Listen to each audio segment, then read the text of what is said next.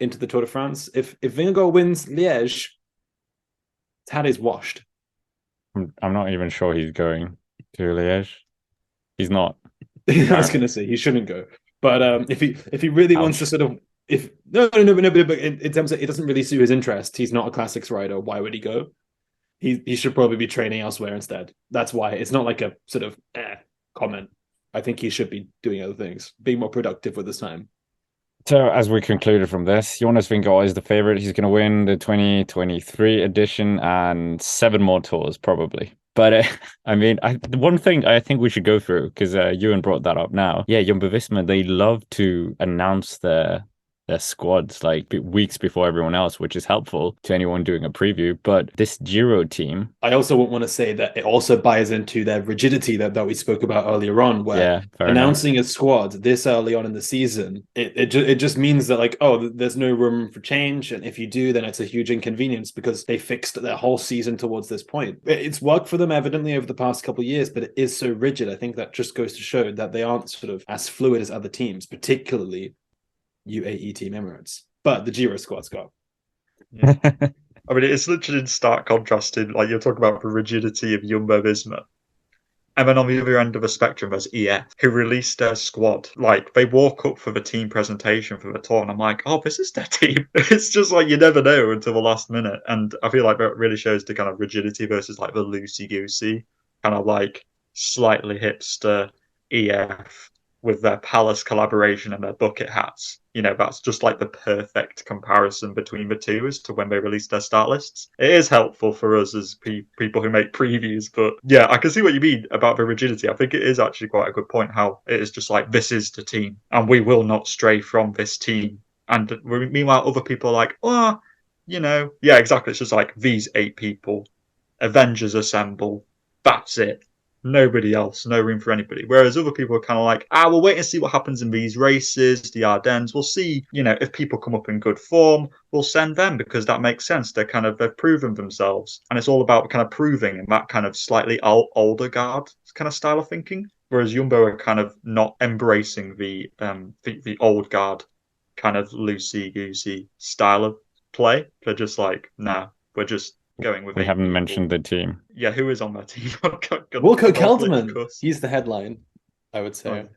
No, shit, sorry. He's not on the start list. That's the I was headline. gonna say he's not Wilco there. Kelderman's not going to the Giro. I was going to say, I said it. I was like, that's incorrect. Spreading misinformation once again. I admire Jumbo Visma. Do you reckon they announced the team this early on so they can like book plane tickets? They don't have to mess around with like late name changes on the plane tickets because that costs quite a lot of money. So like if they have all these flights booked from like their intergalactic altitude camp to Italy, and it's set in stone there, like where the riders are going to be. It's great for human resources, but the team, yes, let's dive into it. Yeah, I was gonna say. A tangent and a half. The team is Primoz Roglic leading it with Eduardo Affini, Sepp Kuss, Robert Hasink, Michael Heisman, Tobias Foss, Koen Baumann, and Jan Tratnik. I mean, some of those riders you would expect to be here. Kuss going to the Giro instead of the Tour is interesting. Tobias Foss as well going to the Giro instead of the Tour is similarly quite interesting. And Michael Heisman, guys, I'm surprised. I am surprised, but it's kind of, yeah, it is surprising actually. I was going to try and provide a contrary point, but no, it is surprising. That's just how it is. He's a very young rider and unproven, and that does kind of go against Jumbo Visma's very.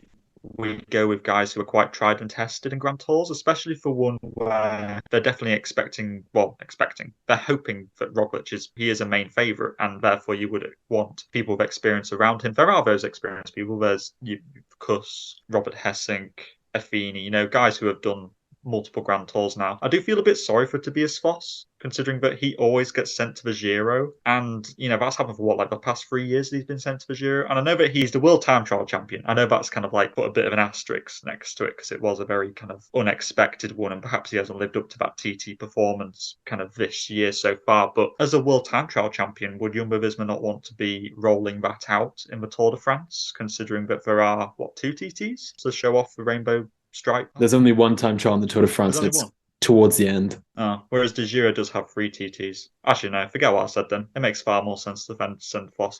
But I do still feel a bit sorry for him. I think he does kind of deserve to go to a tour after 3 years of like just being shunted towards the Giro. But at the end of the day, he hasn't quite lived up to the hype since kind of like his under 23 days. He was ninth. He was top 10, but granted, the But shoes like, he was how big filling, yeah. bargain is for him to have a Predecessors, top Tadej 10? Pogacar and Egan Bernal. But yeah, I think it's a good team, to be honest with you. I think it's just solid. It's fine. Like it'll support Roglic in all eventualities. Imagine what this team could do in a triple T, a team time trial. It would be lethal. But there is no team time trial. It's a strong squad. Michael Heisman, yeah, he is a bit of a surprise. If you don't know him, he was third last year in the Total Avenir, the race won by Tobias Foss back in 2019, which is why it's kind of surprising. And Tobias Foss, not going to lie, he's been underwhelming me this year as a domestique. Not there in Paris-Nice. Early season racing, not quite there as a domestique. You would expect more from him given his abilities elsewhere, and he's been able to chase his own success, but he's been given that chance quite a lot. Maybe they're just thinking we could take him to the Giro because he's a bit faulty. If we take him to the Tour de France, then maybe it won't work out, and we need the Tour de France team to be sort of defrosted and ready for the big events where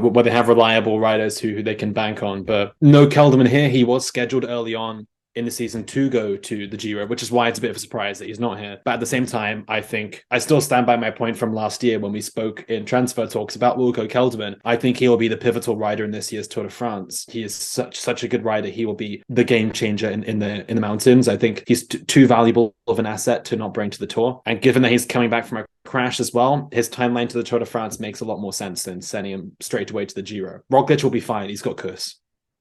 I'm quite happy to see them reunited, actually. Jonas Vingegaard is going to be sad not having Kuss there, but equally, if they're going to try and do this double Grand Tour attack here, plenty of riders in here with a lot of Giro success. Jan Tratnik winning a stage, as we know. Koen Bouwman winning 2 stages and the blue jersey. Sepp Kuss has only done the Giro 1 time. Affini as well has been at the Giro before. Robert Hessing, 36 years young. Yeah, wealth of experience, as we know, but I mean, the main man is Primoz Roglic. Will Roglic be happy about this?